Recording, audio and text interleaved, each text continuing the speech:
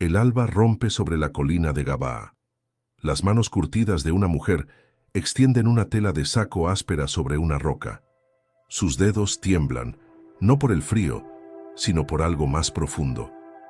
7 cuerpos cuelgan inmóviles contra el cielo pálido, siluetas meciéndose con el viento matutino. Cuervos sobrevuelan. Uno aterriza en una rama cercana. Los ojos de la mujer se alzan de golpe, feroces, sin parpadear. El pájaro retrocede. Esta es Rispa. Su nombre significa brasa ardiente. Y durante los próximos 5 meses, ella arderá. ¿Qué podría impulsar a una madre a velar por los muertos cuando toda esperanza se ha desvanecido?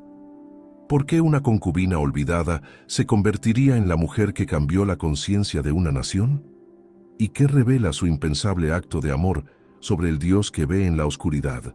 Esta es la historia de una mujer cuya fidelidad silenciosa conmovió a un rey, reprendió a una nación y se convirtió en una de las imágenes más impresionantes de amor pactual en las Escrituras, el tipo de amor que se niega a abandonar lo que el mundo ha desechado. Estás a punto de presenciar el amor al límite de la resistencia humana. Si esta historia te conmueve, suscríbete y activa la campana.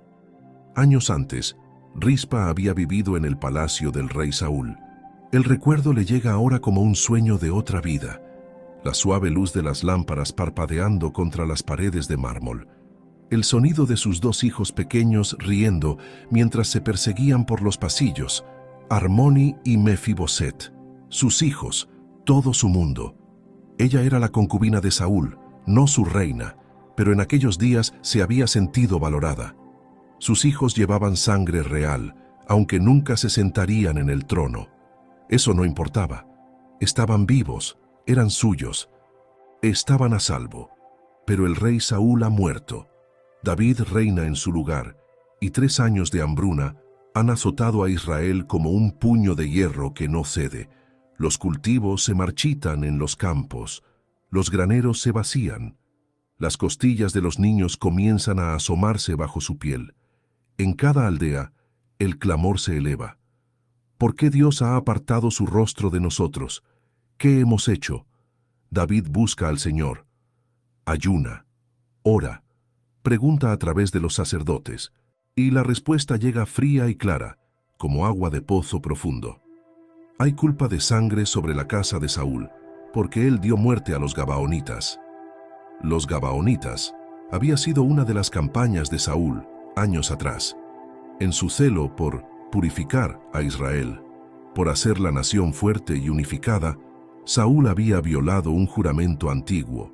400 años antes, Josué había hecho un pacto con los gabaonitas, una promesa vinculante ante Dios de que Israel no les haría daño. Pero Saúl había roto ese pacto, los había masacrado, buscando exterminarlos, y ahora la tierra misma clama por justicia. David llama a los gabaonitas. Vienen, una pequeña delegación, sus rostros endurecidos por el dolor recordado. David les pregunta, ¿qué puedo hacer por vosotros? ¿Cómo puedo hacer expiación para que bendigáis la heredad del Señor? Rechazan la plata, rechazan el oro, no quieren compensación monetaria por sus muertos. Uno de los ancianos habla, su voz firme y sin misericordia. No queremos plata ni oro de Saúl ni de su casa. Tampoco queremos dar muerte a nadie en Israel. David asiente lentamente. Entonces, ¿qué pedís? Los ojos del anciano son como piedra. Danos 7 hombres de la descendencia de Saúl, que sean ahorcados ante el Señor en Gabaa de Saúl, el escogido por el Señor. El silencio cae en la sala del trono. La petición es legal. Es justa, según la ley de la culpa de sangre. 7 vidas por el pacto roto. 7 muertes para pagar por los muchos que fueron asesinados. El rostro de David no revela nada. Habla en voz baja, se los daré. En algún lugar del palacio, Rispa se sienta con sus hijos, sin saber que las sombras ya se mueven hacia su puerta. No sabe que David ha hecho una lista. No sabe que los nombres de sus hijos están escritos en ella. No sabe que, en el cálculo de justicia del rey, sus hijos Hijos de una concubina, no herederos al trono, son prescindibles. Está remendando una prenda rota cuando oye los pasos, pesados, múltiples. El tipo de pasos que traen noticias que no se pueden borrar de la memoria. La puerta se abre. Los guardias de David llenan el umbral. Sus rostros son inexpresivos, entrenados para no mostrar nada. Uno de ellos habla, su voz plana, oficial. Armoni, Mefiboset. Por orden del rey, Rispa se levanta. La prenda cae de sus manos. ¿Qué? ¿Por qué? Por orden del rey, repite el guardia. Venid con nosotros. Sus hijos se levantan lentamente. Armoni, el mayor, pone una mano en el hombro de su madre. Está bien, madre. Pero su mano tiembla. La voz de Rispa se eleva. ¿A dónde los lleváis? ¿Qué han hecho? No hay respuesta. Los guardias avanzan. Toman a sus hijos por los brazos, no con rudeza, pero con firmeza. Rispa se lanza hacia adelante. Intenta alcanzarlos. Un guardia le bloquea el paso. Ella araña su armadura, gritando ahora, «Decidme qué han hecho. Decidme». La voz del guardia es inexpresiva, recitando palabras que le han instruido decir, «Justicia por la culpa de sangre». Y luego se van. Sus hijos se han ido. Llevados, la puerta se cierra. Rispa se desploma en el suelo, su respiración entrecortada, desesperada. Sus manos arañan el suelo de tierra como si pudiera cavar un camino hacia ellos, como si pudiera abrir un túnel bajo el palacio y traerlos de vuelta.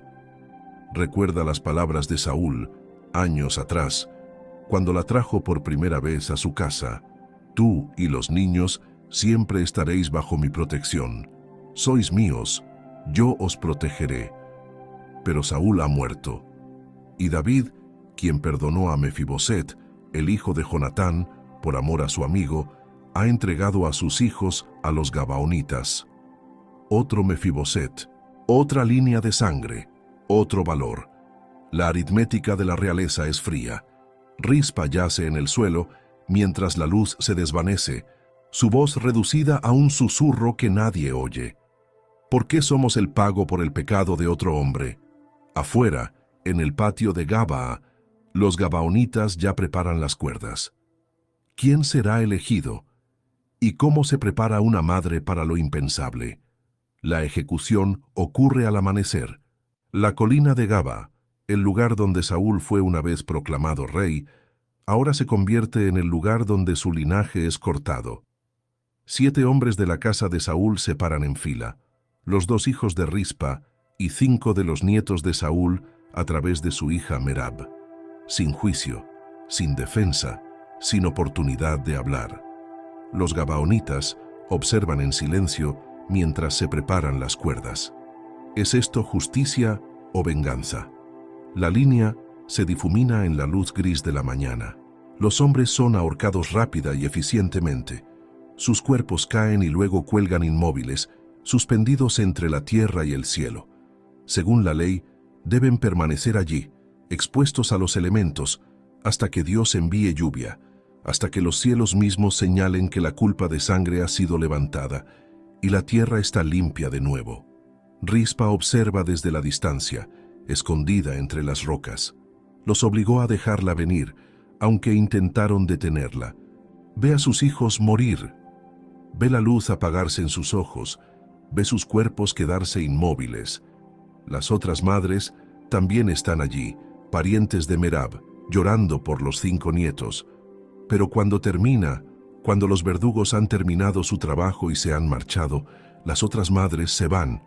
Lloran, sí, guardan luto, pero se van. La costumbre lo exige. La ley prohíbe el entierro. Los cuerpos deben colgar hasta que llegue la lluvia. ¿Y quién sabe cuánto tiempo será eso? ¿Días? ¿Semanas? No hay nada que hacer. Las otras madres regresan a casa con sus hijos restantes, a sus vidas, al ritmo de la supervivencia. Pero Rispa no se mueve. Permanece entre las rocas mientras el sol sube más alto. Permanece mientras el calor del día comienza a oprimir. Observa los cuerpos mecerse ligeramente con el viento. Observa cómo las sombras se alargan debajo de ellos. Cuando el sol comienza a ponerse y la colina se vacía por completo, Rispa emerge de su escondite. Se mueve lentamente, como en trance, hacia el lugar de la ejecución. Sus manos recogen lo que puede encontrar: tela de saco, áspera y oscura, la tela del luto. La extiende cuidadosamente sobre la roca directamente debajo de donde cuelgan sus hijos. Es un acto pequeño, silencioso, casi invisible, pero es irreversible. Se sienta sobre la tela de saco. Sus ojos se elevan hacia los cuerpos sobre ella. No aparta la mirada.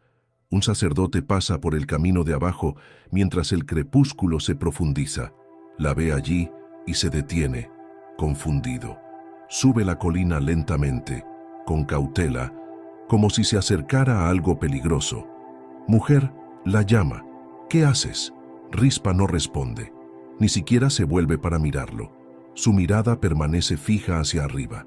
El sacerdote se acerca. No puedes quedarte aquí. El juicio ha sido ejecutado. Está hecho. Debes irte a casa. Aún así, ella no dice nada. Su voz se endurece ligeramente. La ley prohíbe la interferencia. Los cuerpos deben permanecer como están hasta que el Señor envíe lluvia. Deshonras el juicio al estar aquí.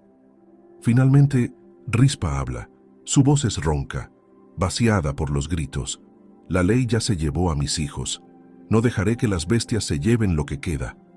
El sacerdote la mira fijamente. No querrás decir que... Me quedaré, dice ella. Cada palabra cae como una piedra. Vigilaré. ¿Por cuánto tiempo? Hasta que llegue la lluvia. El sacerdote sacude la cabeza lentamente. Mujer, eso podría ser meses. Morirás aquí. Rispa se vuelve para mirarlo por primera vez. Sus ojos están enrojecidos pero firmes. Entonces moriré aquí. El sacerdote abre la boca para discutir, luego la cierra. Mira los cuerpos colgando contra el cielo que oscurece. Mira a esta mujer sentada sobre tela de saco debajo de sus hijos muertos. Hay algo en su rostro que no puede nombrar, algo ancestral e inamovible. Se da la vuelta y se marcha. Rispa está sola ahora. La noche cae. Las primeras estrellas aparecen. Se ajusta la tela de saco alrededor de los hombros. Aunque ofrece poco calor, la temperatura baja rápidamente en la región montañosa por la noche.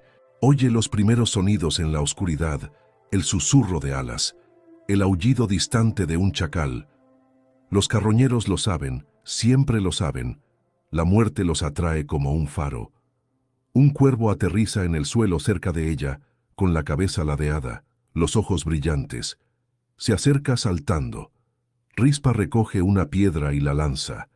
El pájaro se aleja volando, graznando en protesta. Reúne un montón de piedras a su lado. Encuentra una rama larga. La despoja de sus ramitas más pequeñas, hasta que se convierte en un bastón que puede blandir.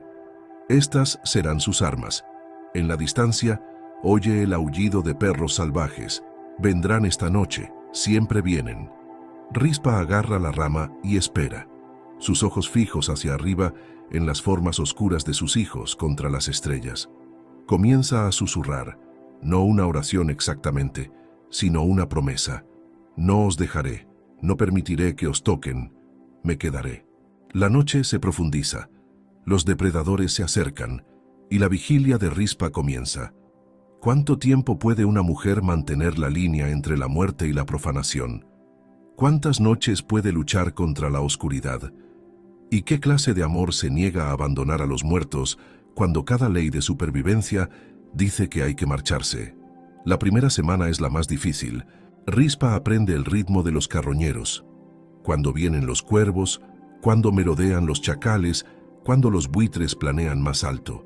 Aprende a dormir a ratos, nunca más de unos pocos minutos a la vez, siempre con un ojo abierto, siempre escuchando. Durante el día, el sol golpea sin piedad. El calor de finales de primavera oprime la colina como una mano pesada. Rispa no tiene refugio.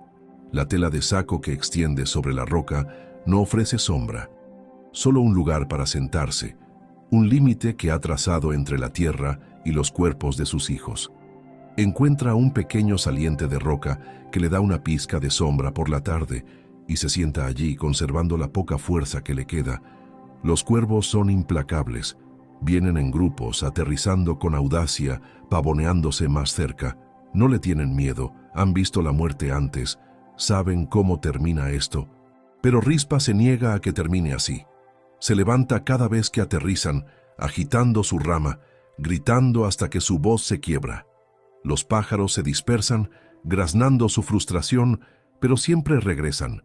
Por la noche, los chacales son peores.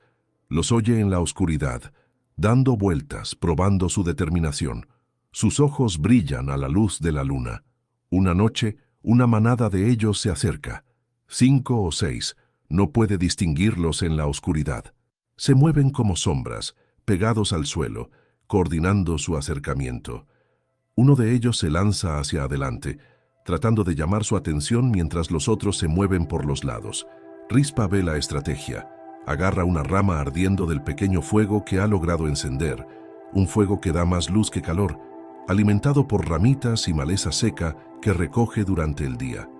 Blandió la llama hacia el chacal más cercano. Este aúlla y retrocede. Se gira, blandiendo hacia otro. Su voz brota de su garganta. No palabras, solo un sonido crudo y primal. Los chacales retroceden, pero no se van. Se sientan a distancia, esperando. Tienen tiempo. Pueden ser pacientes. Rispa no duerme esa noche. Permanece junto al fuego, alimentándolo con ramitas, manteniéndolo vivo hasta el amanecer. Los aldeanos de Gabaa observan desde la distancia. Susurran entre ellos. Ha perdido la cabeza, dice uno. El dolor la ha destrozado, dice otro. Algunos sienten lástima, otros sienten incomodidad. Ella es un recordatorio de algo que preferirían olvidar, una acusación viviente en la colina. Algunas de las mujeres del pueblo se acercan a ella al tercer día. Traen una pequeña jarra de agua, algo de pan seco. Rispa, dice una de ellas suavemente, debes bajar de aquí. Esto no está bien. Necesitas comer, necesitas descansar.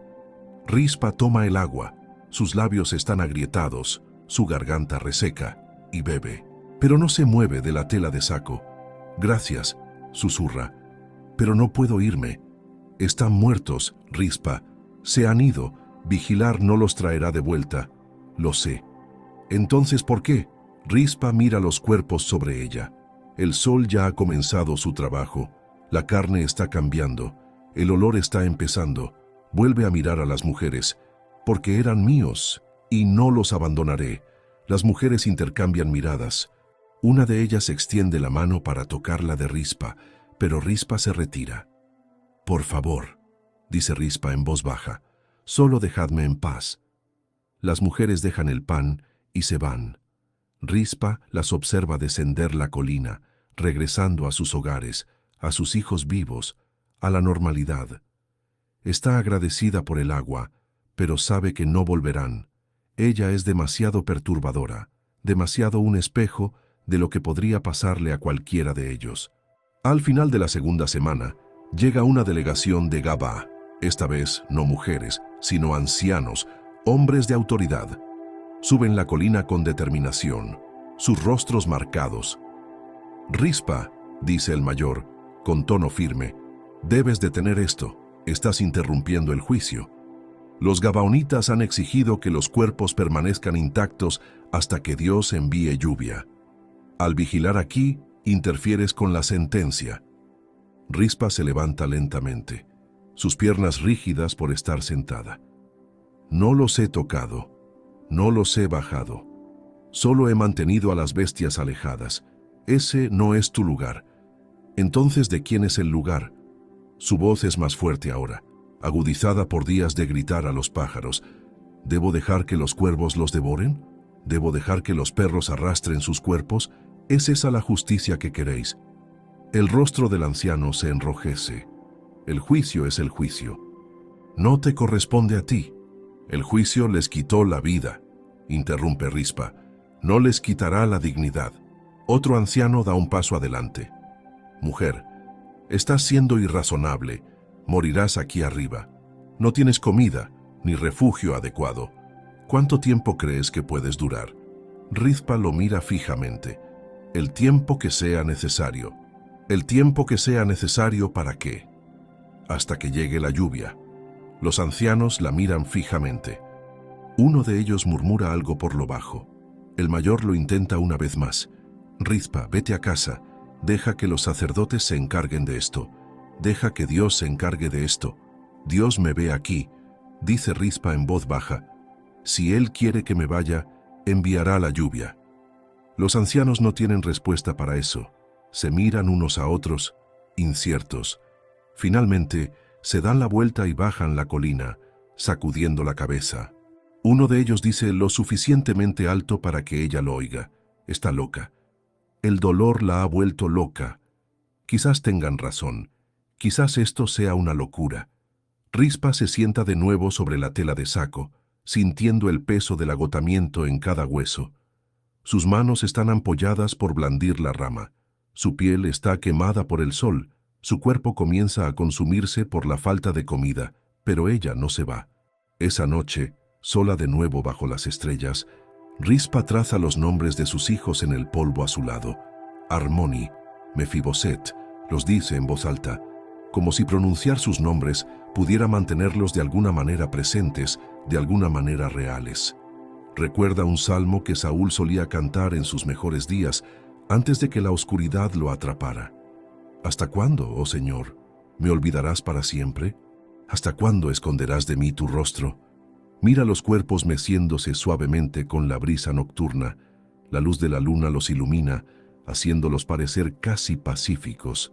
Comienza a tararear suavemente, una nana que cantaba cuando eran bebés, cuando los acunaba para dormir en el palacio, cuando el mundo era seguro y pequeño. Su voz se quiebra, pero sigue tarareando. Al amanecer, se despierta y encuentra una pequeña jarra de barro a su lado. Agua. Agua fresca. Mira a su alrededor. Ve a una joven del pueblo corriendo de vuelta por la colina, su túnica ondeando detrás de ella. La niña no mira hacia atrás. Rizpa levanta la jarra con manos temblorosas y bebe. El agua está fresca, limpia. Susurra al aire vacío. Alguien todavía ve. Pero cuando mira al cielo, tiene el mismo color bronce que ha tenido durante 3 años. Sin nubes, sin señal de lluvia, sin indicación de que algo esté a punto de cambiar. ¿Está velando por los muertos o por un Dios que ha enmudecido? Pasa un mes, luego 6 semanas.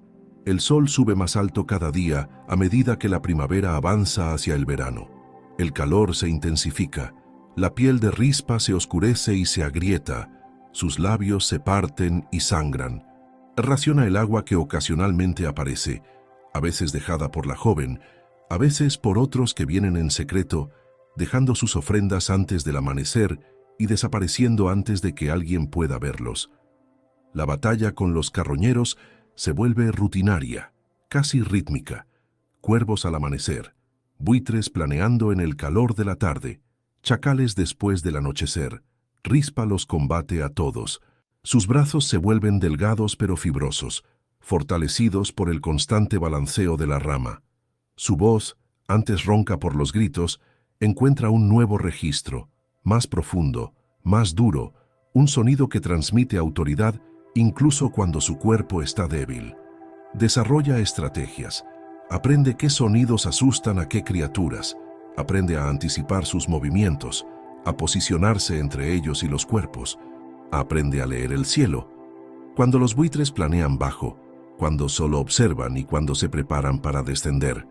Aprende la diferencia entre el acercamiento cauteloso de un chacal solitario y la caza coordinada de una manada. Su mundo se reduce a esta colina, esta roca, estos 7 cuerpos, este ciclo interminable de defensa.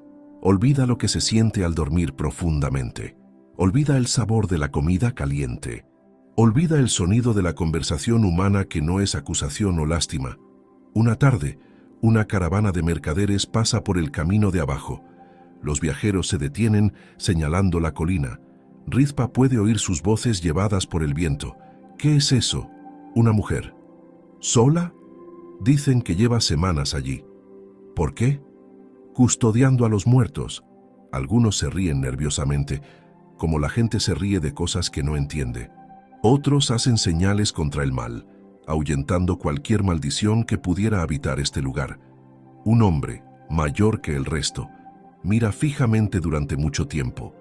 Se quita lentamente el tocado, sosteniéndolo contra su pecho en un gesto de respeto, antes de seguir con la caravana. Rispa los ve desaparecer por el camino.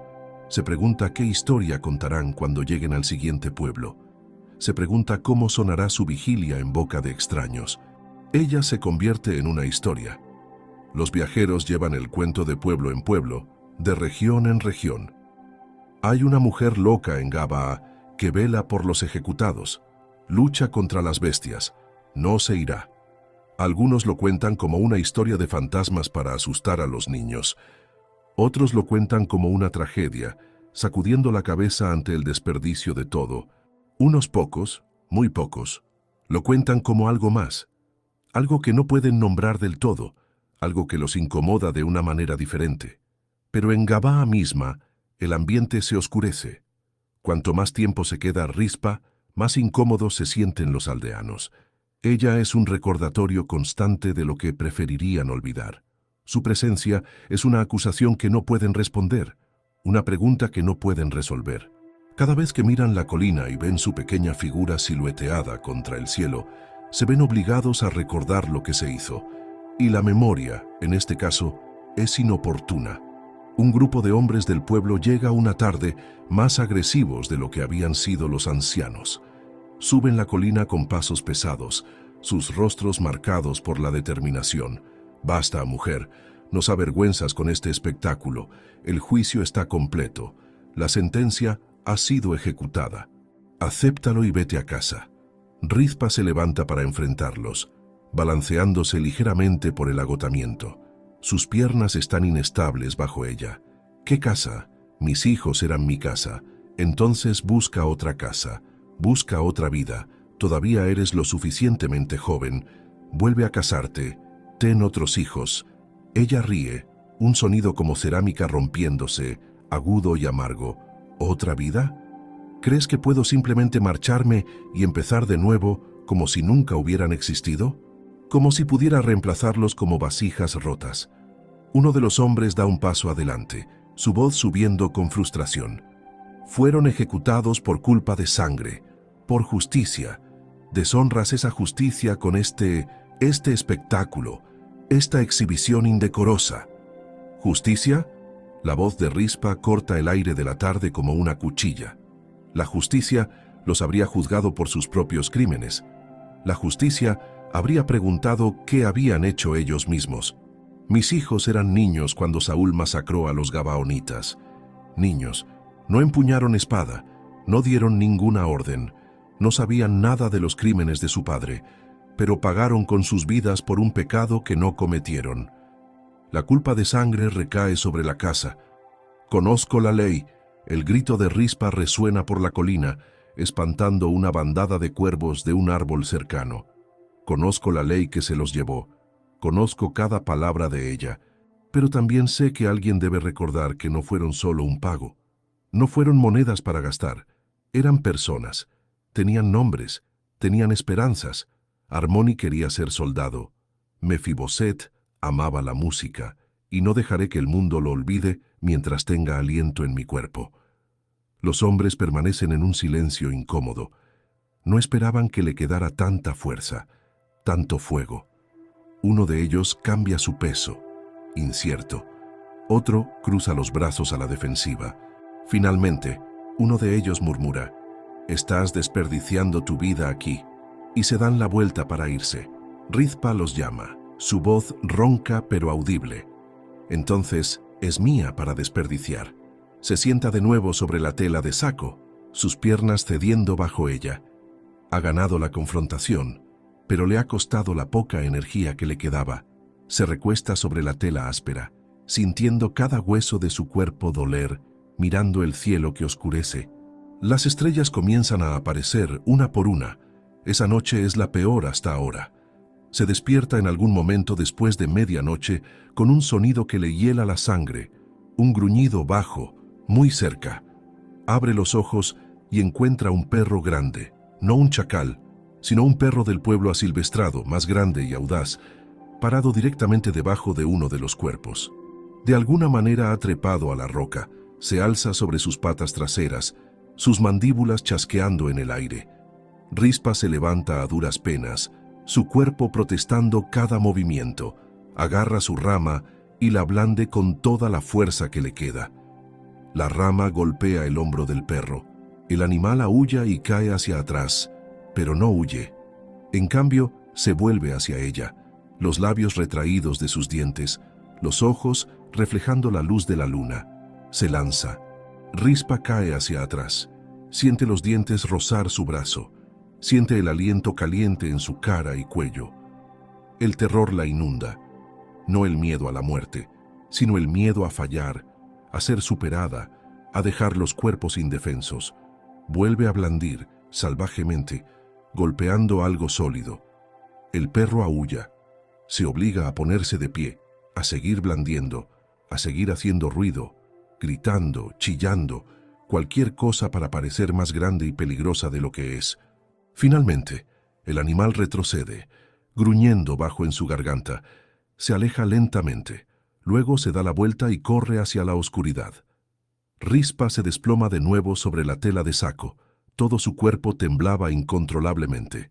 Su brazo sangra donde los dientes del perro rasgaron su piel. Arranca una tira de su vestidura ya hecha jirones. Ha arrancado tantas tiras que apenas queda nada. Y venda la herida. Sus manos tiemblan tanto que apenas puede atar el nudo. Le toma 3 intentos. Ella yace allí en la oscuridad, escuchando su propia respiración entrecortada, sintiendo su corazón latir con fuerza contra sus costillas.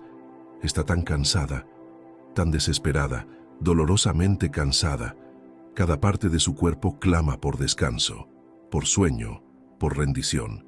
Sería fácil cerrar los ojos y no volver a abrirlos. Fácil dejarse llevar, dejar que la oscuridad la tome, unirse a sus hijos donde quiera que hayan ido. Pero no lo hace.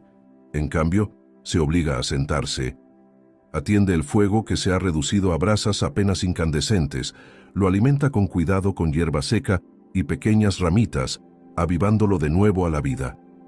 La llama crece lentamente, con renuencia, empujando la oscuridad unos pocos metros en todas direcciones.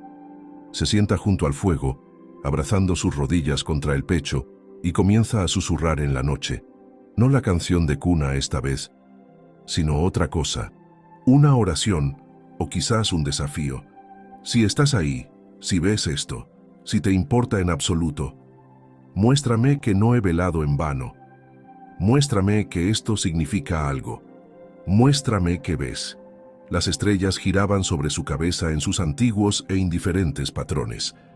El viento nocturno se movía por la colina, agitando la hierba seca con un sonido como de secretos susurrados.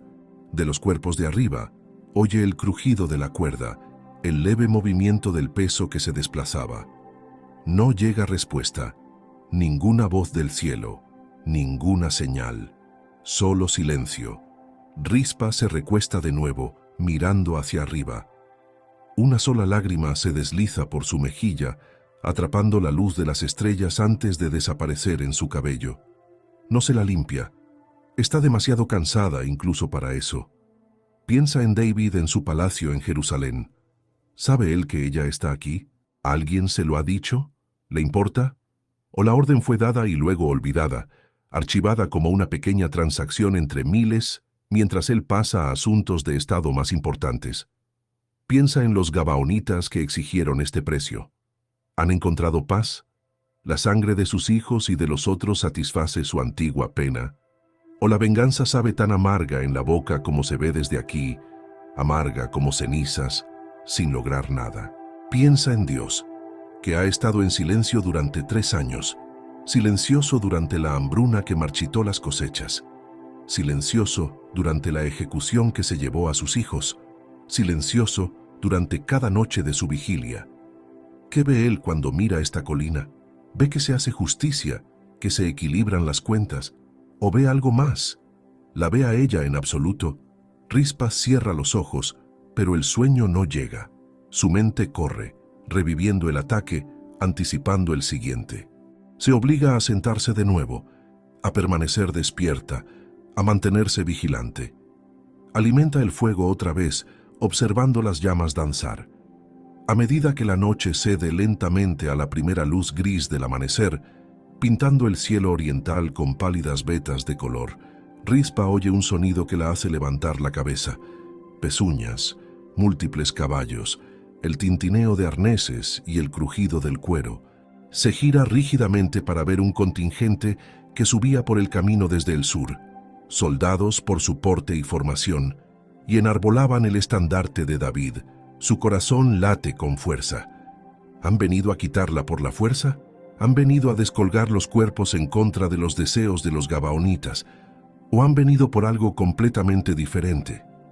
Los soldados se acercan. A su cabeza cabalga una figura que reconoce incluso desde la distancia, más ancho de hombros que los demás, sentado en su caballo con la natural soltura de un hombre nacido para mandar, un hombre que ha pasado más tiempo en la silla de montar que en una sala del trono.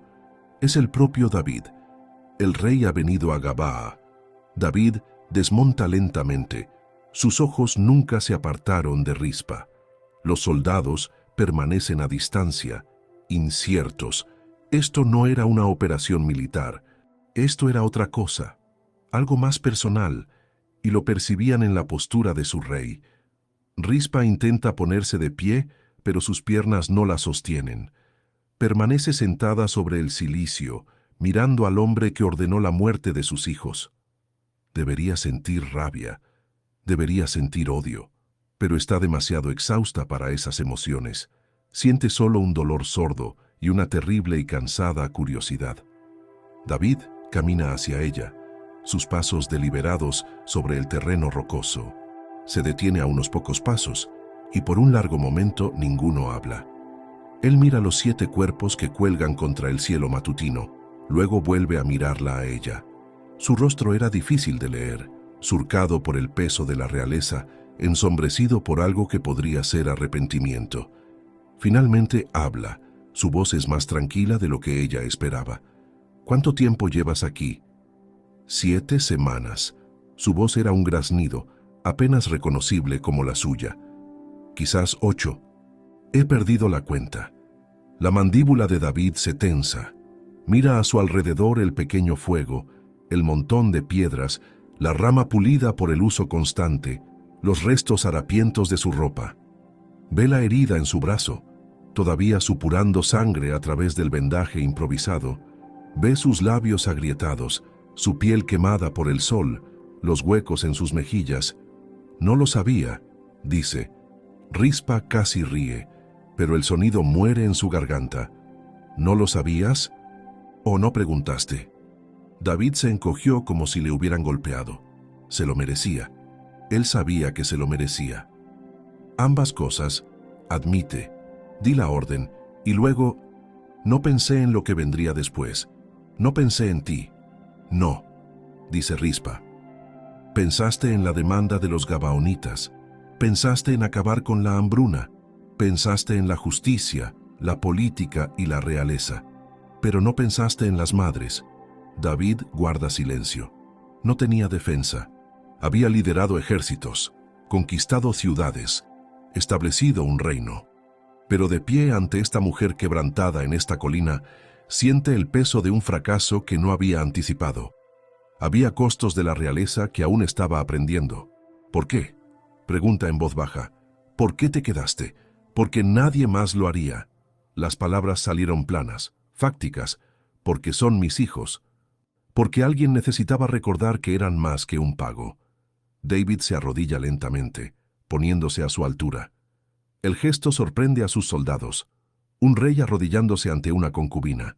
Pero a David no le importa. Has sido fiel, dice, donde yo fui pragmático. Velaste donde yo aparté la mirada. Rizpah lo mira a los ojos. Entonces, ¿por qué estás aquí ahora? Un mensajero pasó hace 2 días. Vino a Jerusalén con noticias del norte y mencionó haberte visto aquí. Dijo que había una mujer en Gabaa que había estado manteniendo vigilia durante semanas. Cuando pregunté más, cuando supe que eras tú, David hace una pausa eligiendo sus palabras con cuidado. No pude quedarme lejos. ¿Viniste a ver si era verdad? Vine a ver qué clase de amor podía hacer esto. David señala la colina, los cuerpos, su vigilia. He visto a hombres luchar por sus hermanos en la batalla. He visto a soldados morir por su rey, pero nunca he visto a nadie hacer lo que tú estás haciendo. Solo estoy haciendo lo que hace una madre. No, dice David con firmeza. La mayoría de las madres habrían llorado y vuelto a casa. La mayoría de las madres habrían aceptado lo que no se podía cambiar. Tú has hecho algo completamente diferente.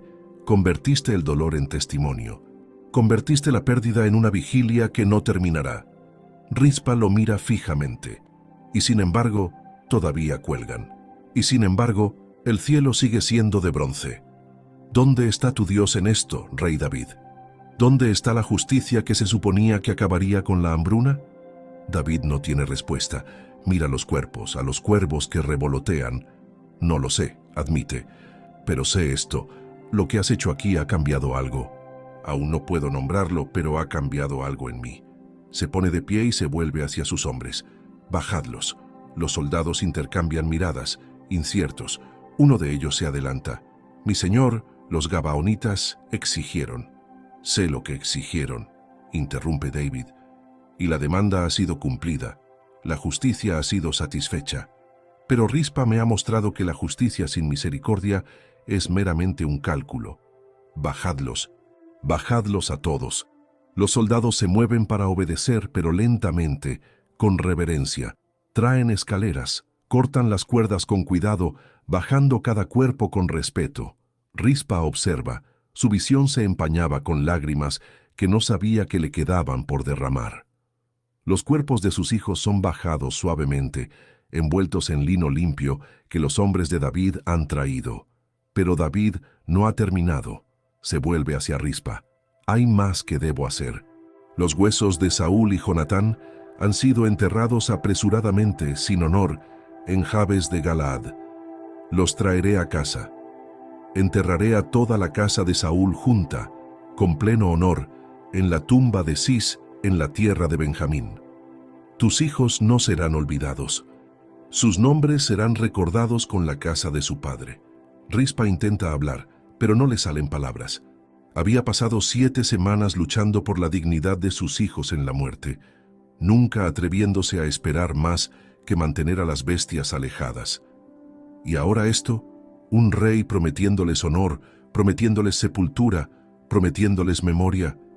David se arrodilla de nuevo y le toma la mano, algo que ningún rey debería hacer, tocar a una concubina, una mujer de luto, ritualísticamente impura según la ley. Pero lo hace de todos modos. Has sido fiel cuando yo no lo fui. Has amado cuando yo meramente calculé. No puedo deshacer lo que se hizo, pero puedo honrar lo que has hecho aquí. Rispa mira sus manos unidas. La palma de David era áspera por los callos, manos de guerrero que habían empuñado espada y lanza. Sus propias manos estaban rasgadas y sangrantes, marcadas por espinas y rocas y el agarre constante de la rama. 2 tipos diferentes de fuerza encontrándose en una colina en Gabaa. ¿Acabará con la hambruna?, pregunta en voz baja.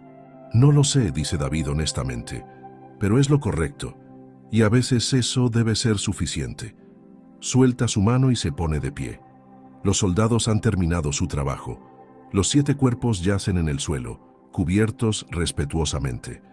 David da órdenes para que sean transportados a Benjamín, para que los huesos de Saúl y Jonatán sean recuperados, para un entierro adecuado con toda la ceremonia.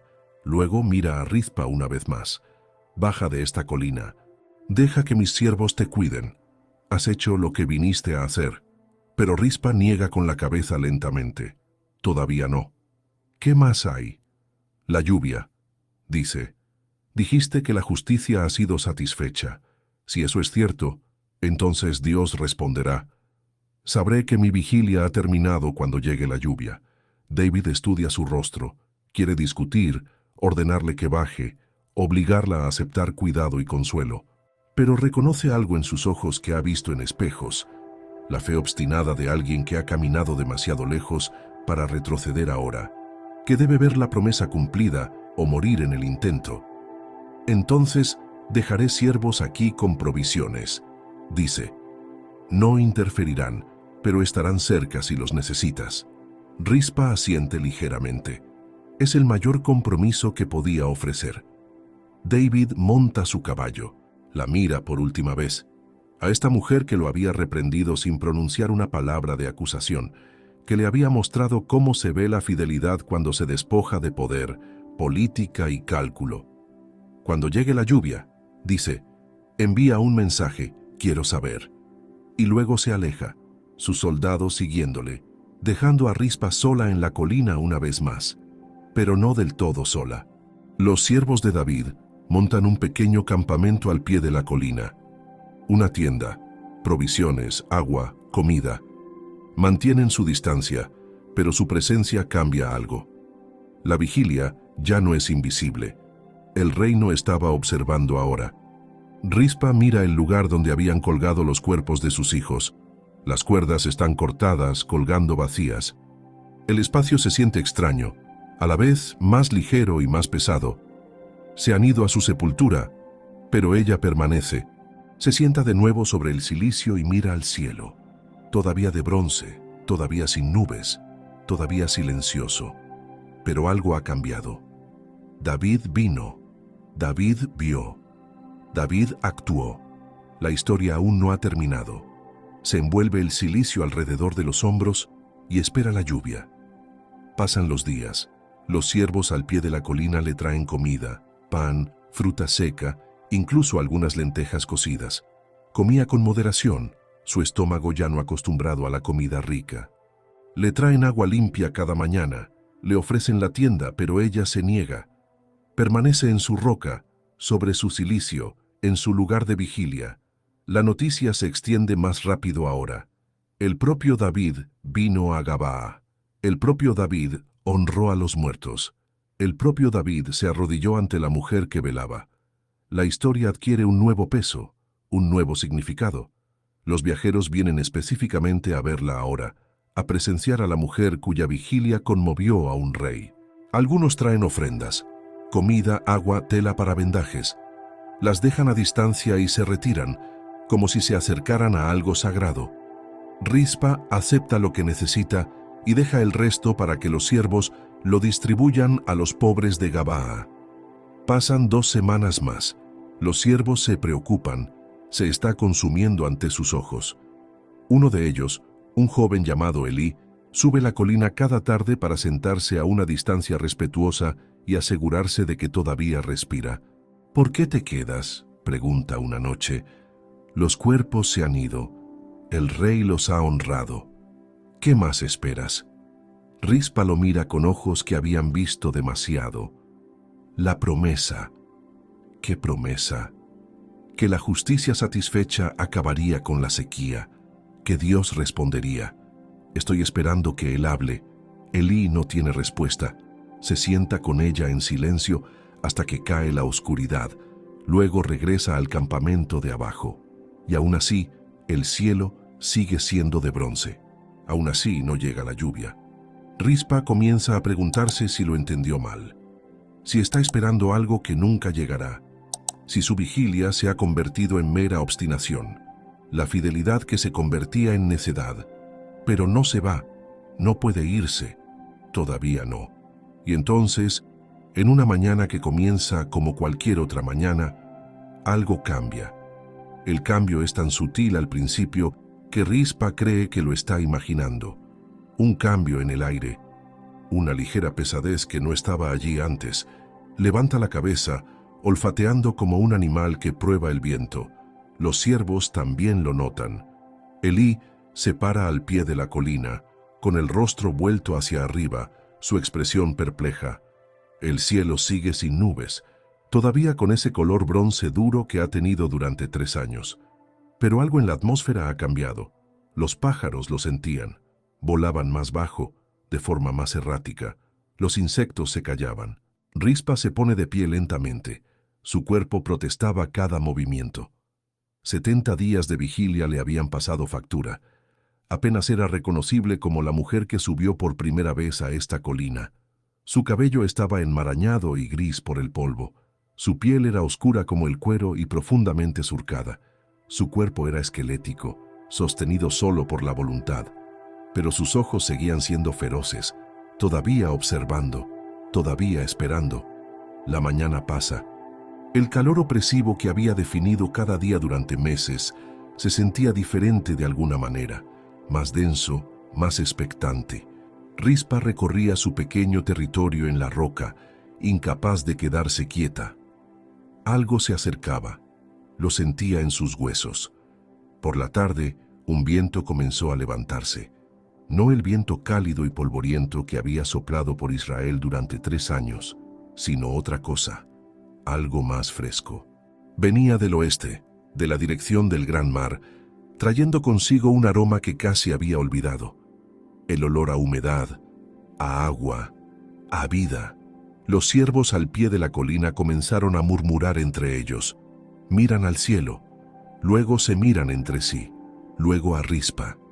Ella permanece inmóvil en su roca, sus brazos ligeramente extendidos, su rostro inclinado hacia arriba. El viento se fortalece, azotaba sus harapientas vestiduras alrededor de su delgada figura. Agita la hierba seca de la colina, haciéndola silbar y susurrar. Remolinos de polvo se formaban y danzaban por el valle de abajo. Y entonces, en el horizonte occidental, Rispa lo ve, una oscuridad, no la oscuridad de la noche, sino la oscuridad de nubes. Nubes reales, pesadas y llenas, rodando hacia ellos como una marea lenta. Se le cortó la respiración. Intenta hablar, pero no puede. Solo puede observar cómo las nubes avanzan, devorando el cielo de bronce poco a poco, reemplazándolo con gris, hermoso, bendito gris. Elí corre colina arriba, olvidando el protocolo, olvidando la distancia. Rispa, ¿ves? ¿Ves? Ella asiente, incapaz de apartar los ojos del cielo. Las nubes se mueven más rápido ahora, acumulándose, oscureciéndose, hinchándose de promesa. Un trueno retumbó en la distancia, un sonido que no había oído en 3 años, un sonido que le oprimió el pecho con algo entre el miedo y la esperanza. Los otros ciervos también suben la colina ahora, todos mirando al cielo, observando las nubes correr hacia ellos. El viento se hace más fuerte, más frío.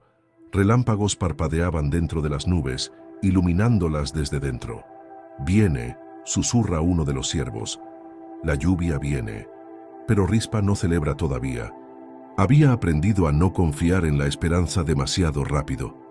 Permanece rígida, observando, esperando que la promesa se cumpliera, esperando que cayera la primera gota. Las nubes están sobre ellos ahora, vastas y oscuras, tapando el sol. La temperatura bajó de repente. El viento aullaba por la colina. Un trueno estalló, tan fuerte que hizo temblar el suelo. Relámpagos partieron el cielo en brillantes horquillas blancas. Y entonces, una gota, una sola, cálida. Golpeó el rostro de Rispa, vuelto hacia arriba. Ella jadeó. Otra gota, en su mano, otra en su hombro, otra en la roca junto a ella. Los ciervos comienzan a gritar, a reír, a llorar.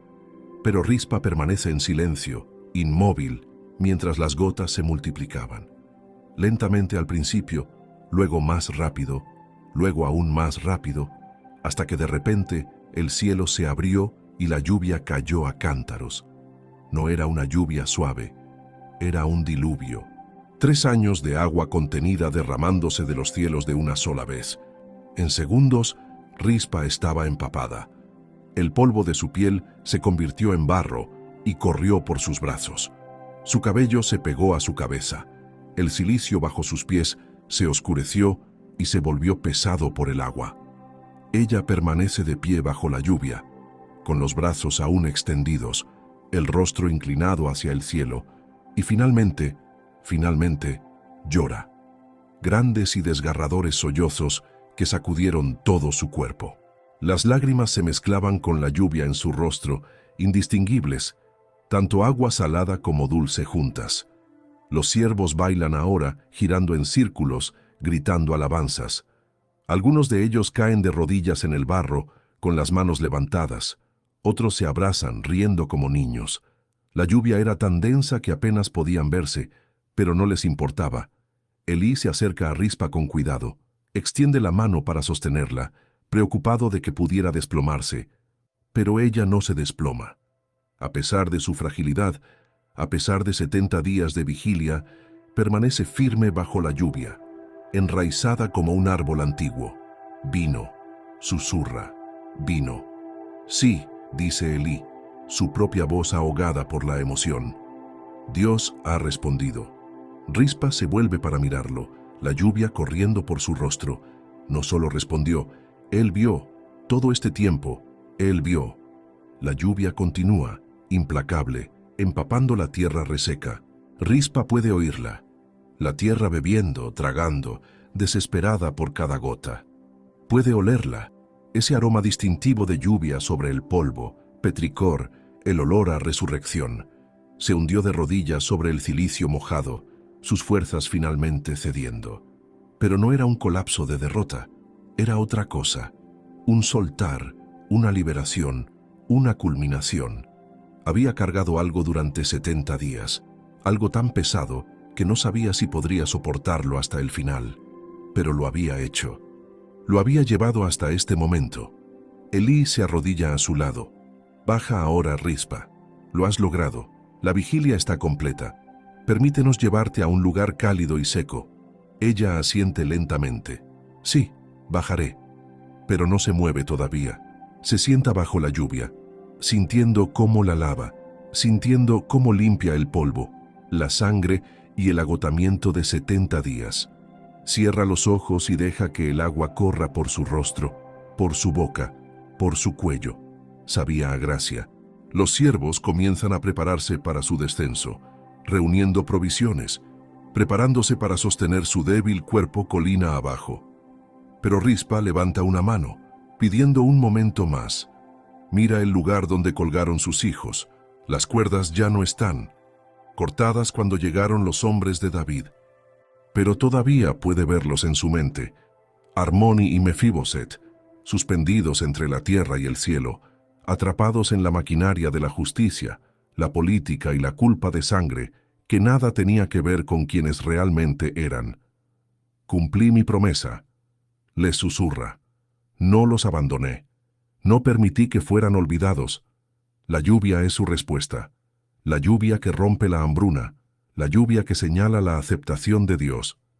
La lluvia que cae sobre justos e injustos por igual, sobre culpables e inocentes, sobre los muertos y sobre quienes los lloran. Rispa deja que Elí la ayude a ponerse de pie. Sus piernas apenas podían sostenerla, pero él es fuerte, y hay otros siervos listos para apoyarla del otro lado.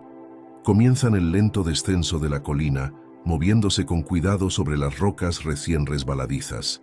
Mientras caminan, los aldeanos comienzan a salir de Gabá, corriendo bajo la lluvia con los brazos levantados, sus rostros vueltos hacia el cielo. Ven a Rispa, siendo ayudada a bajar la colina, y se detienen. Algunos se quedan en silencio. Otros comienzan a llorar. Unos pocos caen de rodillas. Ahora entienden.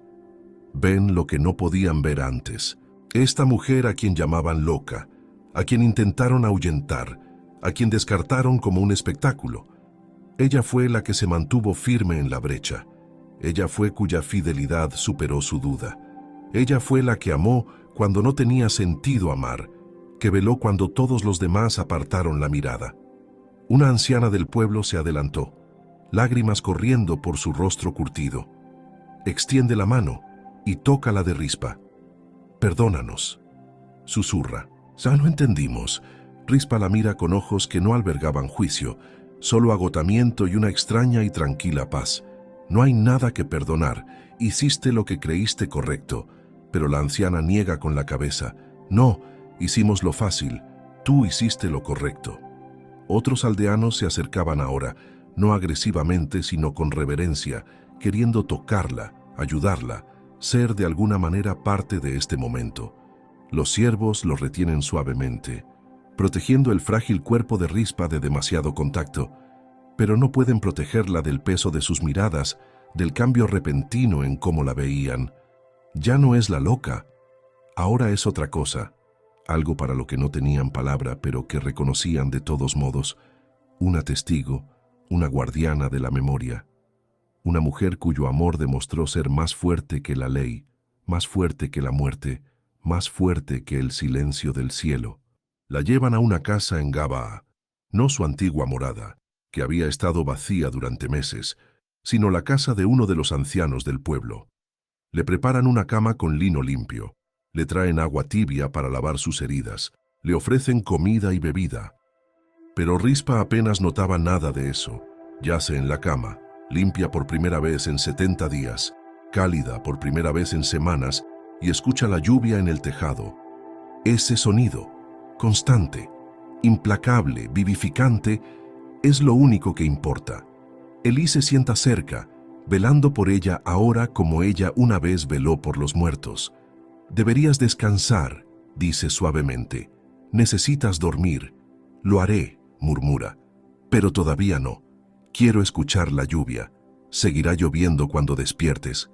Lo sé, pero necesito oírla ahora.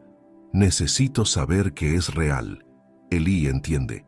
Se sienta en silencio, dejándola escuchar. Afuera, la lluvia sigue cayendo. Llena las cisternas vacías. Corre en arroyos por las laderas. Se acumula en los lugares bajos y empapa la tierra compactada. Los agricultores permanecían en sus campos, dejándose empapar, sus rostros partidos por sonrisas. Los niños bailaban y chapoteaban en los charcos. Los animales levantaban la cabeza para beber del cielo. Y en Jerusalén, un mensajero cabalgaba por las puertas del palacio, su caballo chapoteando en nuevos charcos, su capa empapada. Desmonta y corre a la sala del trono, apenas deteniéndose para recuperar el aliento. Mi señor rey, jadea. Está lloviendo. La sequía ha terminado. David se levanta de su trono, camina hacia la ventana y mira hacia afuera. La lluvia corre por el cristal, distorsionando su vista, pero sin ocultar la verdad. La lluvia ha llegado, tal como el profeta había dicho que sucedería, cuando la culpa de sangre fuera respondida, tal como Rispa creyó que sucedería. Piensa en ella en esa colina, velando, negándose a abandonar lo que todos los demás habían dado por perdido. Piensa en su propio pragmatismo, sus propios cálculos, su disposición a sacrificar a unos pocos por muchos. Piensa en la diferencia entre justicia y rectitud, entre lo que es legal y lo que es amoroso. Envía un mensaje a Gaba, dice en voz baja. Pregunta por Rispa. Asegúrate de que la estén cuidando y prepara un regalo. Oro, provisiones, lo que necesite. Se ha ganado más de lo que jamás podremos pagar. El mensajero hace una reverencia y se apresura a salir. David permanece en la ventana, observando la lluvia, recordando el rostro de una mujer sentada sobre cilicio bajo sus hijos muertos, fiel cuando él fue pragmático, amorosa cuando él meramente calculó. De vuelta en Gabaa, Rispa finalmente cierra los ojos. El sonido de la lluvia en el tejado es como una nana, como la voz de Dios que por fin hablaba después de 3 años de silencio. No sabe lo que traerá el mañana, no sabe cómo reconstruirá una vida de las ruinas del dolor, pero esta noche, en este momento, sabe una cosa con absoluta certeza. Su vigilia no fue en vano, su amor no fue en balde, y el Dios que parecía callado había estado observando todo el tiempo. Ella duerme, y la lluvia cae, y la tierra bebe profundamente. Rispa duerme durante 2 días, no el sueño inquieto y semiconsciente de la vigilia, siempre atenta a los depredadores, siempre lista para levantarse y defender, sino un sueño real, profundo y sin sueños, de esos que curan. Su cuerpo se rinde por completo al agotamiento, liberando la tensión que había acumulado durante 70 días. Cuando finalmente despierta, la lluvia sigue cayendo. Más suave ahora, más constante, pero continua. Permanece inmóvil por un largo momento, escuchándola, dejando que el sonido confirme que lo que sucedió fue real. Luego se da cuenta de su entorno. La cama limpia, las paredes a su alrededor, el techo sobre ella. Por primera vez en meses está seca, está cálida, está dentro. Se siente extraño de alguna manera. Su cuerpo no recuerda cómo estar cómodo. Intenta sentarse y un dolor agudo le atraviesa cada músculo.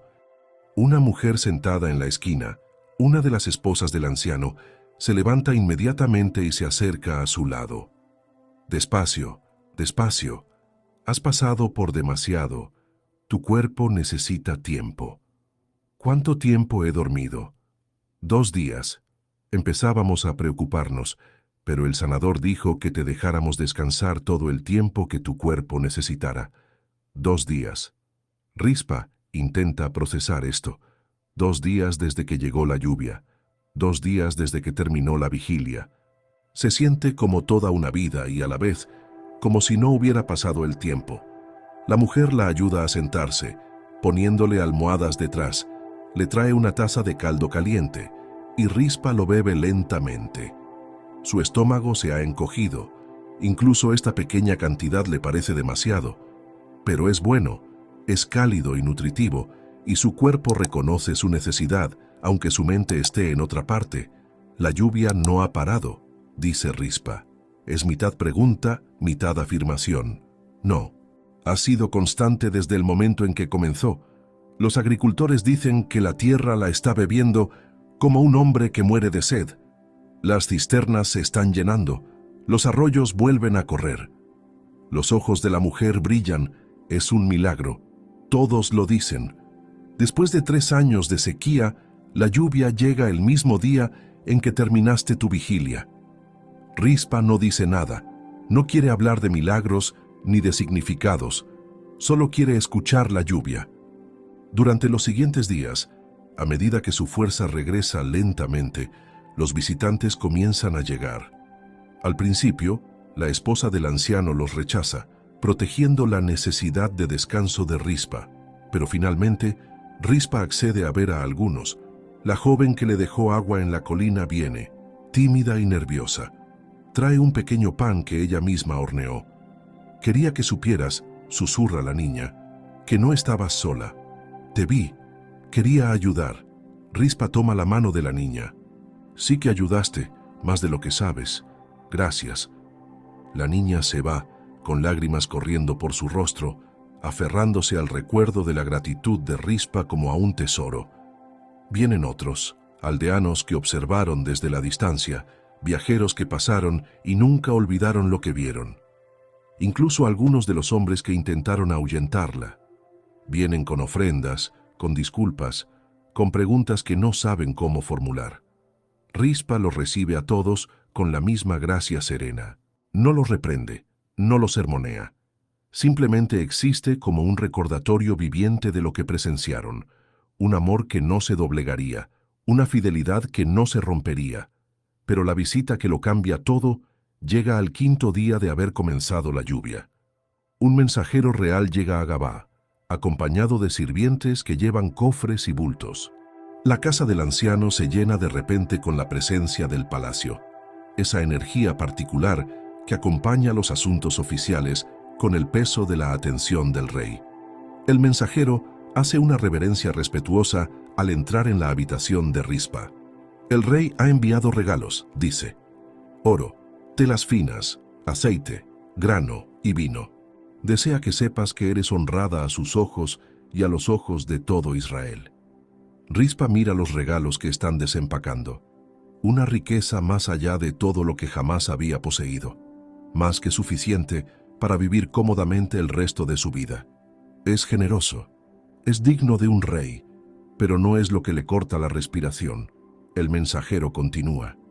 El rey también envía la noticia de que el entierro ha sido completado. Tus hijos, junto con Saúl y Jonatán y los demás de la casa de Saúl, han sido sepultados con todo honor en la tumba de Cis, en la tierra de Benjamín. Sus nombres han sido registrados en las crónicas. Serán recordados. Ahora las lágrimas brotan. Rispa ha contenido tanto, ha sido fuerte durante tanto tiempo, pero esto rompe sus defensas. Sus hijos han sido sepultados con honor. Sus nombres serán recordados. No fueron solo un pago. No fueron solo una culpa de sangre satisfecha. Eran personas, y el reino lo ha reconocido. El mensajero se remueve incómodo, poco acostumbrado a una emoción tan cruda. El rey también desea saber si necesitas algo más, cualquier petición que quisieras hacer. Rizpa se seca los ojos con el dorso de la mano. Piensa por un largo momento. ¿Qué necesita? ¿Qué podría darle un rey que importara ahora? Dile al rey, dice lentamente, que no necesito nada más. Ha dado dignidad a mis hijos en la muerte. Ha honrado su memoria. Eso es suficiente. El mensajero vuelve a hacer una reverencia y se prepara para irse. Pero Rizpa habla una vez más. Espera, hay una cosa. ¿Sí? Dile al rey que lo perdono. Dile que entiendo el peso de las decisiones que tuvo que tomar. Dile que no guardo amargura en mi corazón. Los ojos del mensajero se abren ligeramente. No se lo había esperado. Se lo diré, mi señora. Después de que él se va, la esposa del anciano se sienta junto a Rizpa. Eso fue generoso de tu parte, más generoso de lo que muchos serían. La amargura solo añadiría al peso que ya he cargado, dice Rizpa. Estoy demasiado cansada para ello. Y además, hace una pausa, mirando por la ventana la lluvia que aún cae. Aferrarse a la ira deshonraría aquello por lo que luché. Hice vigilia por amor, no por venganza. Los días se convierten en semanas. La lluvia continúa, a veces intensa, a veces ligera, pero siempre presente. La tierra se transforma ante sus ojos. Campos que estaban marrones y agrietados se vuelven verdes. Las flores silvestres brotan a través de la tierra ablandada. Árboles que estaban esqueléticos y moribundos comienzan a brotar. Los niños que estaban delgados y con las mejillas hundidas comienzan a recuperarse a medida que el grano vuelve a estar disponible. Israel está sanando, y todos saben por qué. La historia de Rizpa se extiende por todo el reino y más allá. Los viajeros la llevan a tierras lejanas. Los escribas la anotan. Las madres se la cuentan a sus hijas. Se convierte en algo más que una historia. Se convierte en un estándar, una medida de fidelidad, una imagen de amor que no se rinde. Pero la propia Rizpa lucha con el peso de lo que se ha convertido. No se propuso ser un símbolo. No hizo vigilia para enseñar una lección o inspirar a una nación. Lo hizo porque eran sus hijos y no podía abandonarlos. La simplicidad de esa motivación se pierde en el relato, enterrada bajo capas de significado e interpretación. Una tarde, mientras está sentada junto a la ventana observando la lluvia, Elí viene a visitarla. Se ha convertido en una presencia regular, visitándola, trayendo noticias del palacio, asegurándose de que tenga todo lo que necesita. Pareces preocupada. Observa. Rizpa suspira. La gente me mira de manera diferente ahora. Ven algo que no estoy segura de ser. ¿Qué ven? Una heroína, una santa, alguien extraordinaria, pero no soy nada de eso. Solo soy una madre que no pudo soltar. Elí se sienta frente a ella. Quizás eso es lo que lo hace extraordinario. No que fueras especial, sino que eras ordinaria, y lo hiciste de todos modos. Rizpa considera esto. No me sentí valiente. La mayoría de los días sentía que apenas me sostenía. Hubo noches en las que quise rendirme, irme, dejarlo todo, pero no lo hiciste. No, no lo hice. Ella lo mira. ¿Sabes por qué? ¿Por qué? Porque si me hubiera ido, si los hubiera abandonado, me habría convertido en alguien con quien no podría vivir. El dolor de quedarme fue terrible, pero el dolor de irme habría sido peor. Habría sido el tipo de dolor que te destruye desde dentro. Elí asiente lentamente. Creo que eso es lo que la gente ve cuando te mira. No que fueras sobrehumana, sino que estuviste dispuesta a soportar lo que la mayoría no haría. Elegiste el dolor más difícil, el dolor que preserva algo en lugar del dolor más fácil que destruye. Se sientan en un silencio cómodo, escuchando la lluvia. Afuera, el mundo está verde y creciendo. Adentro, Rizpa todavía está aprendiendo a ser una persona de nuevo, a existir en una vida que ya no está definida por la vigilia, la defensa y la observación interminable. ¿Qué harás ahora?, pregunta Elí finalmente. No lo sé, admite Rizpa. El anciano me ha ofrecido un lugar aquí en Gabaa. El rey me ha dado suficiente riqueza para vivir cómodamente, pero ya no sé quién soy, aparte de aquella colina. Eres quien siempre has sido, pero quizás necesitas tiempo para recordar. Rispa sonríe ligeramente. Quizás. Esa noche, sola en su habitación, Rispa se permite pensar en sus hijos, no como cuerpos colgando contra el cielo, no como los objetos de su vigilia, sino como eran en vida. La risa de Harmony, fuerte y sin reservas, la dulzura de Mefiboset, la forma en que manejaba a los pájaros heridos con tanto cuidado, la forma en que solían discutir por nada, la forma en que se protegían mutuamente, la forma en que la llamaban Ima, con tanta confianza en sus voces. El dolor surge fresco y agudo, como si no hubiera pasado el tiempo. Pero hay algo diferente en él ahora. Es un dolor puro, sin la desesperada lucha por proteger sus cuerpos, sin el agotamiento físico de la vigilia, sin el peso de ser observada por una nación. Es simplemente el dolor de una madre que ha perdido a sus hijos, y es a la vez terrible y limpio. Llora en su almohada, amortiguando el sonido, y la lluvia afuera parece llorar con ella. Pero estas lágrimas son diferentes de las que derramó en la colina. Aquellas lágrimas le fueron arrancadas en momentos de desesperación. Estas lágrimas son elegidas, permitidas, liberadas. Son parte de la curación, no parte de la resistencia. Cuando el llanto disminuye, permanece inmóvil, escuchando su propia respiración, sintiendo los latidos de su propio corazón. Está viva. Contra todo pronóstico, después de 70 días de vigilia que deberían haberla matado, está viva y tiene que decidir qué hacer con esa vida. A la mañana siguiente, Rispa toma una decisión. Le pide a Elí que la lleve a Benjamín, a la tumba donde están enterrados sus hijos. Necesita verla. Necesita saber que realmente están en paz. El viaje dura 3 días, aunque Benjamín no está lejos. Rispa todavía está débil y viajan lentamente, pero el campo por el que pasan está transformado, verde y exuberante. Agricultores trabajando en campos que finalmente son productivos, niños jugando en arroyos que vuelven a correr. Todos los que pasan parecen saber quién es ella.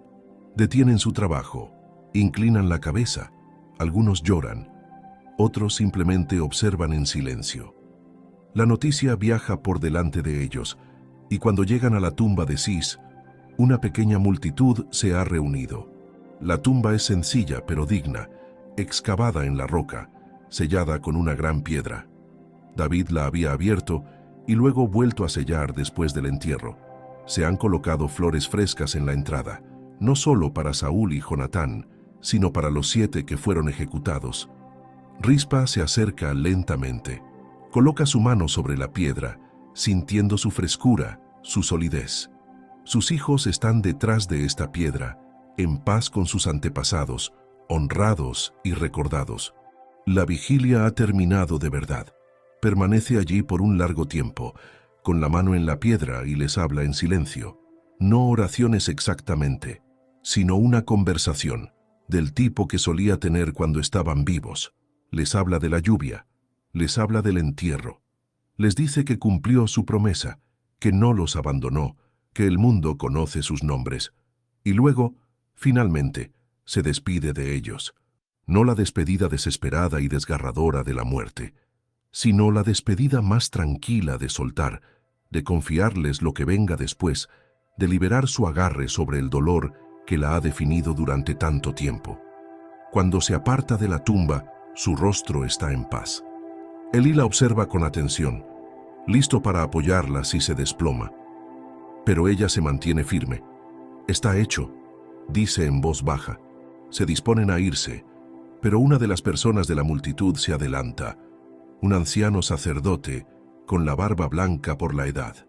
Hija, dice con voz suave, nos has mostrado a todos cómo es el amor de pacto. Has sido fiel donde otros habrían fallado. Que Dios te bendiga y te guarde todos tus días restantes. Rispa inclina la cabeza en señal de reconocimiento. No se siente digna de la bendición, pero la recibe de todos modos, porque está demasiado cansada para hacer otra cosa. Mientras regresan a Gabaa, Rispa se da cuenta de que algo ha cambiado dentro de ella. el peso que llevó a la colina hace 70 y tantos días, el peso que soportó durante cada noche de vigilia, finalmente ha sido depuesto. No olvidado, nunca olvidado, pero depuesto, descansando con sus hijos. Ahora puede respirar más profundamente. Puede mirar el horizonte sin buscar depredadores. Puede cerrar los ojos sin abrirlos de nuevo de inmediato. La vigilia ha terminado, la lluvia ha llegado, los muertos son honrados, y ella sigue aquí, sigue respirando, sigue viviendo. Ahora tiene que averiguar qué significa esa vida. Las estaciones cambian. Llega el verano, caluroso y pleno, pero ya no opresivo. La hambruna ha terminado de verdad. La tierra produce abundantemente, como si compensara 3 años de esterilidad. El grano crece alto y dorado. Los viñedos producen fruta en tal cantidad que los viticultores no dan abasto. Es un año de bendición, y todos saben por qué. Rispa se establece en una vida tranquila en Gaba. Utiliza los regalos de David sabiamente, no para el lujo, sino para la seguridad y para ayudar a otros. Se la conoce como una mujer de generosidad, dando a viudas, a huérfanos, a cualquiera que llega a su puerta con necesidad. Es como si no pudiera dejar de hacer vigilia, pero la vigilia ha cambiado de forma. Ahora vela por los vivos en lugar de por los muertos. Los niños se sienten atraídos por ella. No le temen como los adultos lo hicieron al principio. Solo ven a una mujer con ojos amables que cuenta historias y comparte pan. Les enseña canciones, les ayuda con sus tareas, escucha sus problemas con la misma atención feroz que una vez dedicó a vigilar a los depredadores. Un día, una joven madre se acerca a ella, llevando a un bebé que no para de llorar. La mujer está exhausta, asustada, al límite de sus fuerzas. Dijeron que quizás podrías ayudar, dice desesperadamente. No sé qué hacer. No come, apenas duerme. Temo que se esté muriendo. Rispa toma al niño en sus brazos con delicadeza. Lo examina con manos expertas, manos que una vez ahuyentaron bestias, ahora acunando una nueva vida. Ve inmediatamente cuál es el problema. Una dolencia sencilla, fácilmente tratable con las hierbas adecuadas. Prepara un remedio, le muestra a la madre cómo administrarlo y los mantiene a ambos con ella durante 2 días hasta que la crisis pasa. La madre llora de gratitud. ¿Cómo supiste qué hacer? Fui madre una vez, dice Rispa simplemente. Eso no se olvida. La noticia se extiende. Otras madres vienen. Rispa se convierte en alguien a quien acuden, no porque afirme tener una sabiduría especial, sino porque ha soportado y sobrevivido, y eso la hace digna de confianza. Ayuda en los partos, trata a los niños enfermos, aconseja a las madres jóvenes que se sienten abrumadas. No es la vida que esperaba, pero es una vida que importa, y eso es suficiente. Una tarde, 1 año después de que la lluvia llegara por primera vez, Elí llega con noticias de Jerusalén. El rey desea verte, dice. Rispa levanta la vista de la tela que está remendando, una prenda para uno de los niños del pueblo. ¿Por qué? No lo dijo, solo que le honraría si vinieras. Rispa duda. Ha construido algo aquí, pequeño, pero real. No está segura de querer volver al mundo de palacios y reyes, pero la expresión de Elí sugiere que esto es importante, así que ella accede. El viaje a Jerusalén dura 1 semana. Rispa viaja con una escolta que David ha enviado, no guardias, sino sirvientes, asegurando su comodidad y seguridad. Cuando llegan al palacio, no la llevan a la sala del trono, sino a los aposentos privados de David. David se levanta cuando ella entra. Parece más viejo que la última vez que lo vio. El peso de la realeza se muestra en nuevas líneas alrededor de sus ojos, en las canas que se entretejen en su cabello. Pero su mirada es directa, respetuosa. Rispa, gracias por venir. Ella inclina ligeramente la cabeza. ¿Me convocaste, mi señor? No, te invité. Hay una diferencia. Él hace un gesto hacia un asiento. Por favor, siéntate. Tengo algo que deseo discutir contigo. Se sientan uno frente al otro, y por un momento, David parece inseguro de cómo empezar. Finalmente, habla. Lo que hiciste en aquella colina cambió algo en mí. He pensado en ello cada día desde entonces, sobre la diferencia entre justicia y rectitud, sobre el costo de mis decisiones para personas que nunca consideré. Intentabas salvar el reino, dice Rispa. Lo entiendo ahora. Quizás, pero podría haberlo hecho de otra manera. Podría haber hecho preguntas antes de dar la respuesta. Podría haber considerado quién soportaría el peso de mi elección. Se inclina hacia adelante. Tú me enseñaste eso, aunque nunca dijiste una palabra de acusación. Simplemente amaste cuando yo calculé. Y ese amor abrió algo en mí. Rizpa no sabe qué decir a esto. Ella no había hecho vigilia para enseñar nada a nadie. Pero ve que David es sincero, que ha lidiado con esto y ella lo honra. Estoy escribiendo las crónicas de mi reinado, continúa David. Los escribas están registrando todo: victorias, derrotas, sabiduría, fracasos. Quiero que tu historia sea incluida, no como yo la contaría, sino como tú lo harías. Quiero que Israel recuerde no solo que la hambruna terminó, sino por qué terminó. Quiero que recuerden cómo es la fidelidad cuando no tiene nada que ganar y todo que perder. Hace una pausa, observando su rostro. ¿Lo permitirás? ¿Dejarás que los escribas registren lo que sucedió en aquella colina? Rispa piensa en esto cuidadosamente. Una parte de ella quiere negarse, mantenerlo en privado, dejar que el recuerdo pertenezca solo a ella y a sus hijos. Pero otra parte, la parte que pasó 70 días negándose a que sus hijos fueran olvidados, comprende el valor del testimonio, de la memoria preservada. Sí, dice finalmente, pero diles que digan la verdad, no una leyenda, no un cuento de hadas, la verdad. Que tuve miedo, que estaba exhausta, que hubo noches en las que quise rendirme. Diles que no fui extraordinaria. Diles que solo fui una madre que amaba a sus hijos. David asiente lentamente. Eso es lo que lo hace extraordinario. Llama al escriba principal, y durante los siguientes 3 días, Rispa cuenta su historia. No embellece, no se hace heroica. Simplemente relata lo que sucedió. La ejecución, la decisión de quedarse, las batallas con los carroñeros, las visitas de los aldeanos, la llegada de David, la lluvia. El escriba lo anota todo, su pluma moviéndose con firmeza sobre el pergamino. Cuando termina, se lo lee. Rispa escucha, oyendo su propia vida reflejada en las palabras de otra persona, y se sorprende de lo insignificante que suena. Solo una mujer sentada en una colina durante 70 días, pero sabe que los actos más pequeños pueden llevar el mayor peso. Antes de irse de Jerusalén, David le da un regalo más, no oro, ni tela, ni provisiones, sino algo más. He declarado una nueva ley, dice. A partir de hoy, cualquiera ejecutado por culpa de sangre debe ser sepultado en un plazo de 3 días. Sus cuerpos no pueden ser dejados expuestos indefinidamente. Lo que se hizo a tus hijos nunca más se hará. A Rispa se le corta la respiración. Esto es más que honor para los muertos. Esto es protección para los vivos, para futuras madres que de otro modo tendrían que tomar su decisión. Esta es su vigilia traducida en ley, su fidelidad hecha permanente en los estatutos del reino. Gracias, susurra.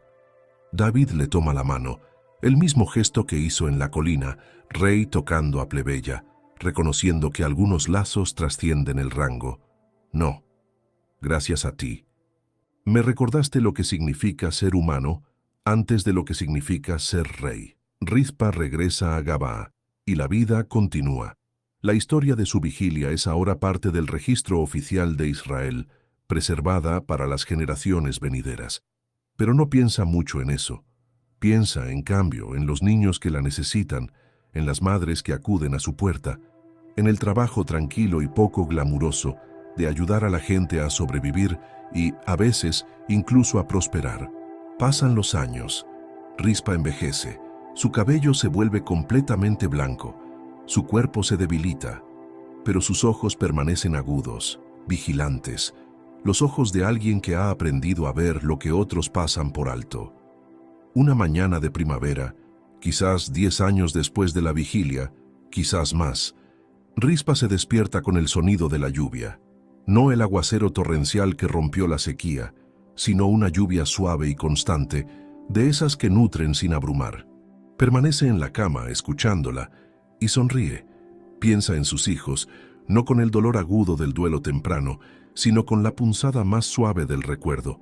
Piensa en la colina, en los 70 días que la definieron, en el momento en que la lluvia finalmente llegó. Piensa en todo lo que siguió, los años de ayudar a otros, de construir una vida tranquila, de encontrar propósito después de la pérdida. Y se da cuenta de algo: la vigilia nunca terminó realmente. Simplemente cambió de forma. Sigue velando, sigue negándose a abandonar lo que otros podrían pasar por alto, sigue ahuyentando a los depredadores que amenazan a los vulnerables. Sigue extendiendo silicio bajo aquellos que necesitan que alguien recuerde su dignidad. La lluvia continúa, y Rispa se levanta lentamente de su cama. Hay trabajo que hacer. Siempre hay gente que necesita ayuda, siempre niños que necesitan ser atendidos, siempre alguien que necesita saber que no está solo. Se viste, toma un desayuno sencillo y abre su puerta. Una joven ya está esperando, sosteniendo a un niño febril. «Por favor», dice la mujer, «¿puedes ayudar?». Rispa toma al niño en sus brazos, sintiendo el calor de la fiebre, evaluando lo que se necesita. «Pasa», dice, «lo atenderemos juntos». Mientras trabaja, mezclando hierbas, bajando la fiebre del niño, enseñando a la madre qué observar, Rispa piensa en la naturaleza de la fidelidad. No siempre es dramático, no siempre es reconocido. La mayoría de los días se ve así, pequeños actos de cuidado, repetidos una y otra vez, eligiendo el amor cuando sería más fácil dar la espalda. La fiebre del niño cede al anochecer. La madre llora de alivio, agradeciendo a Rispa una y otra vez. Rispa simplemente asiente, les ayuda a prepararse para irse, los envía a casa con hierbas adicionales e instrucciones. Cuando se van, se sienta junto a su ventana y observa la lluvia. El cielo es gris y suave, el tipo de gris que promete bendición continua, no el bronce duro de la sequía. La tierra está verde y viva, los niños juegan en los charcos afuera, sus risas se elevan como oraciones. Rispa piensa en el Dios que estuvo en silencio durante 3 años y luego habló con la lluvia. Piensa en las formas en que Él respondió, no cuando ella lo exigió, no según su cronograma, sino a su propio tiempo, a su propia manera. Piensa en cómo la respuesta, cuando llegó, fue exactamente lo que esperaba y más de lo que podría haber imaginado. No se propuso cambiar un reino. No hizo vigilia para conmover el corazón de un rey o para enseñar una lección sobre la fidelidad. Lo hizo porque sus hijos estaban muertos y no podía permitir que fueran olvidados, y el amor no le dio otra opción. Pero al hacer esa cosa pequeña e imposible, al simplemente negarse a abandonar lo que todos los demás habían dado por perdido, se convirtió en una imagen de algo más grande. Se convirtió en una parábola viviente del Dios que vela por su pueblo, que se niega a que sean olvidados, que ahuyenta a todo depredador que amenaza a sus amados. Ella no sabía que estaba creando esa imagen, solo estaba siendo una madre, pero Dios lo usó de todos modos. Tomó su dolor y su amor obstinado y lo convirtió en algo que sería recordado por generaciones, algo que cambiaría leyes y conmovería corazones y recordaría a la gente cómo es el amor de pacto cuando no le queda nada que dar, excepto presencia. La lluvia cae suavemente, constantemente, y Rispa cierra los ojos, escuchando. Es una anciana ahora, su cuerpo encorvado por la edad, su fuerza desvanecida. Pero su corazón sigue siendo feroz, sigue vigilante, sigue listo para defender lo que necesita ser defendido. Piensa en las palabras que David le dijo años atrás. Tú fuiste fiel donde yo fui conveniente, tú mantuviste la guardia donde yo aparté la mirada. Y ella piensa en las palabras que añadiría, si pudiera. No fui fiel porque fuera fuerte, fui fiel porque el amor no me dejó otra opción. Y al final, eso fue suficiente. La vigilia continúa, siempre lo hace. Pero ahora toma 1000 formas diferentes, en 1000 vidas diferentes, madres que se niegan a rendirse con hijos difíciles, personas que se quedan cuando todos los demás se van, aquellos que velan en la oscuridad y confían en que amanecerá. La historia de Rispa es su historia, su vigilia es su vigilia, su lluvia es su lluvia.